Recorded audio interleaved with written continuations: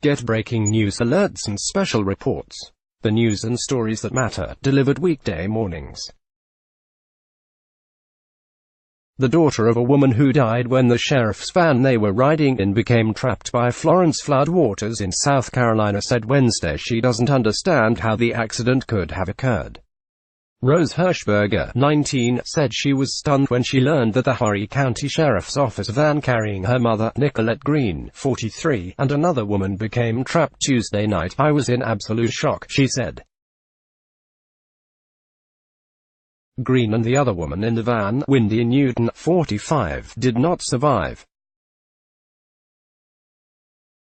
The two sheriff's deputies were rescued and placed on administrative leave while the accident is being investigated, the sheriff's office said.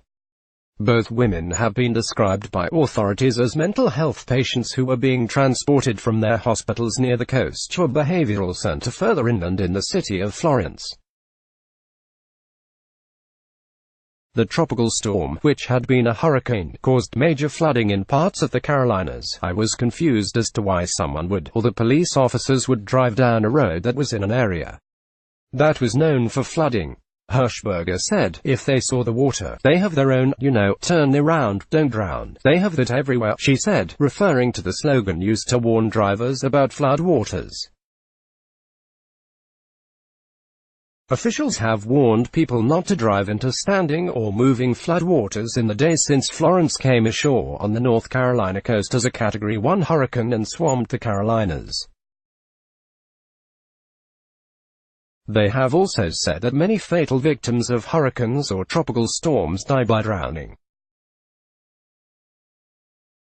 At least 36 deaths have been blamed on Florence or its aftermath, with most of the deaths in North Carolina.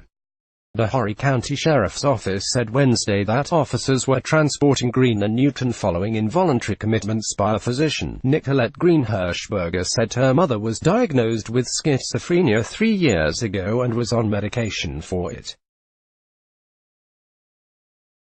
On Tuesday, Green went to a new therapist who determined she needed to be committed to a mental institution. The closest place that would take her insurance was in Darlington, South Carolina, Hirschberger said. The incident is being investigated by the State Law Enforcement Division, the sheriff's office said. A traffic investigation and an internal investigation also being conducted. I feel very upset and kind of betrayed, because my mom was a very, very trusting person, Hirschberger said, and she still put her trust in the deputies that were supposed to take care of her and made sure she got there safely, and the fact that they were able to get out but my mom and the other woman wasn't makes me feel really like hurt and betrayed by them, Hirschberger said. Horry County Sheriff Philip Thompson said Wednesday that the deputies tried to help the patients for a long period of time, but finally took refuge on top of their vehicle as the waters climbed higher. Thompson said there were barriers on the road, and the van may have gone around them. Obviously it appears that they did. My question is, I want to know why. What were the circumstances, and what happened at that particular time, he said in a news conference Wednesday night, according to NBC affiliate WMBF of Myrtle Beach. Thompson said the Sheriff's Department transported around 1,200 patients last year and has never had anything like this happen. He said the families of the victims were in the prayers, were sorry. We take a lot of pride in what we do. We work hard to protect and to serve our citizens, and we're just so very sorry that this event has taken place, he said.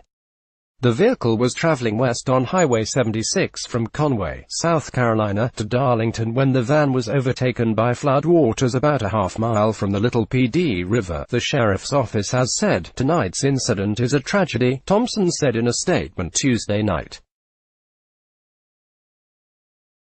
Just like you, we have questions we want answered, Hirschberger said. She expected her mother to go to her appointment and return Tuesday, just like normal. We were all going to watch movies together, she said. Quote, In my head, it's hard for me to accept the fact that my mom is now dead. Correction, sept. 2018, 6:42 am. An earlier version of this article misstated the name of one of the victims.